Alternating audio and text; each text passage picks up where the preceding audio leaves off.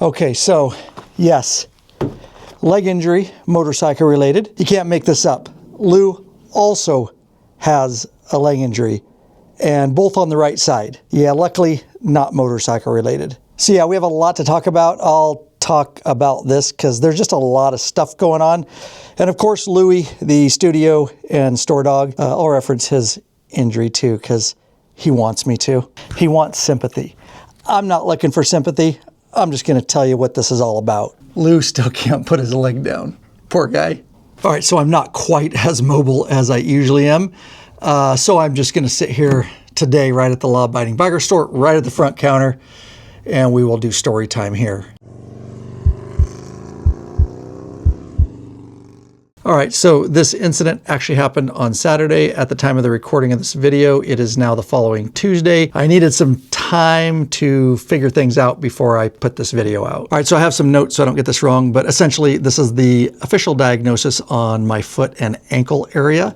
It's a small non-displaced chip fracture of the anterior dorsal aspect of the talus. And so basically what that is you've got my right foot in this case, the top of your foot, your toes down here, and where your tibia comes down onto that, right up in that very area is the chip fracture. And of course, on top of it, I sprained the living shit out of it. And admittedly, my feet and ankle, not great things to look at as it is, but it's really bad right now because on top of it, it's very swollen and black and blue. All right, and like I say, this actually happened about 3 days ago. No, I didn't go to the doctor right away.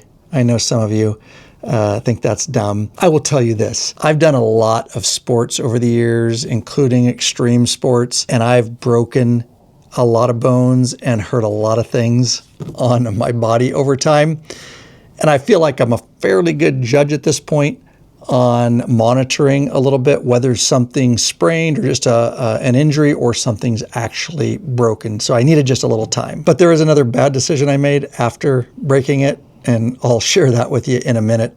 It's just the way I roll sometimes. It's not always smart. So after monitoring this injury for a couple days and it getting worse, I suspected that it was actually broken. And so, of course, went to the doctor. I just needed x-rays. I knew it. They finally ordered the x-rays. I got those, and lo and behold, yes, we've got the chip fracture. And of course, those of you that have followed the channel for any length of time realize that I truly live, eat, and breathe motorcycles, not just street motorcycles, which this channel focuses on a lot, but I also ride adventure, and of course, I ride enduro on my 2-stroke Husqvarna and do a lot of single track riding. So I wish I had a really spectacular story to tell you that, I went off a 100-foot cliff and flipped 13 times and broke my ankle, but it's not quite that glorious. And so in this scenario, we were only about 20 minutes into our ride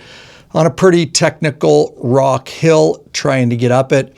And the unfortunate happened. I didn't actually crash, but this is a common injury in this type of riding. And essentially what happened is, I have my right foot peg, if you will, and I'll grab this here. And if this is my right foot was on the peg. Up to my right side was a steeper, embankment. And then there was a ledge on this side a bit. And unfortunately, I got a bit too close to this side, and that can happen. And it was very rough, and my foot slipped off the peg a little bit. When that happened, my toe went down. It hooked one of those big rocks. My bike was still going forward, of course. It's not going to stop. And my foot hooked under that, and the peg kept pushing, and my foot extended more, the bike still going, and eventually it bent enough to where the foot came out. This all happened very quick. It was just boom, and I felt it. I was wearing my very protective, very stiff motocross boots, and I stick to those kind of boots for this riding because with all that, it absolutely would have snapped my tibia and done a lot more damage. But I felt it and knew that I had definitely a pretty substantial injury at that time. So I mentioned earlier, I did make a rather stupid decision, which whatever, I'd probably make it again. It's just the way I am. I'll tell you about that in just a second. But we're in the mountains, and this is, you ride in, you got two choices to ride out, and that is either a helicopter or you just man up and you ride out, because you can't just put your bike up and walk away at that point. You're deep in the mountains. I definitely felt it at this point, but we had to finish our loop. We were about halfway in. This was the first loop of the day that we were going to do. All right, so we finished the first loop of the day, and the guys took a few breaks and they sat down. I did not sit down. I know better. I realized that if I did, this thing was going to tighten up real bad on me, so I just kind of stayed on my feet and kept flexing it a bit, and we finished that loop. Now, here's where a lot of you will say, Ryan, you're really stupid. So we looped back around, got back to our truck and trailer, because the second part of the day was to ride another very technical 25-mile loop. And you probably already guessed it. I was asked if I was going to continue, and the answer was, hell yeah. But I did not try taking my foot out of the boot at that point, because that would have sucked. So yes, we headed out on this very technical, a lot of places, very, very steep, single track. And I definitely felt it, especially as we got about halfway through that ride. I rode it out, and it hurt. It wasn't a very protective boot that kept it tight. That's probably why I was able to do that. Plus, I feel like I have a pretty high pain tolerance, which is not a good thing, really. And so there you go. I rode another 25 miles with a broken ankle. And you better believe when I got back to the truck and trailer, it was not a pleasant experience getting my motocross boot off the right leg. And once I got it out of that support, I knew that it was fairly substantial injury. All right, so I hear in person and online a lot of times, and it frustrates me a little bit because mindset is everything. They get in their middle age years. I'm 53 at this time, and they think, oh, I'm old and I can't do that stuff anymore. And they just slow down on purpose. And I'm just going to tell you that saying stuff like that and having that sort of mindset will definitely age you quicker. You don't stop playing because you get old. You get old because you stop playing. It doesn't matter what sport you do. This is a sport. And if you're going to advance, you're going to get better, there are times that you may receive an injury. I mean, for gosh sakes, football players, baseball players, tennis players, swimmers, runners, it doesn't matter. When you're pushing yourself, you have the possibility of getting an injury. And for me, that makes no sense if you just want to stop living and just sit around because you're so afraid of any injury. This really doesn't faze me at all. Yes, it sucks. I got to hobble around. Things can always be a lot worse. And in the scheme of things, this isn't that bad. Because at the end of the day, I cannot stop riding motorcycles. They are a part of me. It's what fuels me. It's what drives me. And it's what I love, and this will definitely not stop me. All right, so turning the topic to counting my blessings in this circumstance, because I really do just keep a positive attitude. I was thinking right away, oh no, in mid-July, we have our 12-day long distance Canada trip. We're going to be through BC and Alberta, all the way into the Yukon Territory. We're going to pop into Alaska. And on top of it, I'll be shooting a documentary film up there that is being sponsored by Harley-Davidson this year. So I'm super excited about that. So here's my mindset.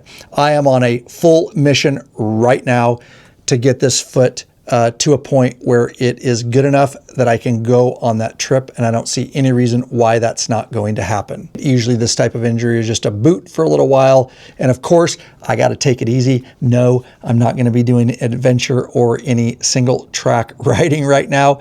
I am icing it and elevating it, and I am working here at the store and doing what I need to do, but all in all, I'm taking it pretty easy on it. And so all we got to do from this point is get that bone chip to kind of start fusing back in place. It is not offset, that's great, or anything like that.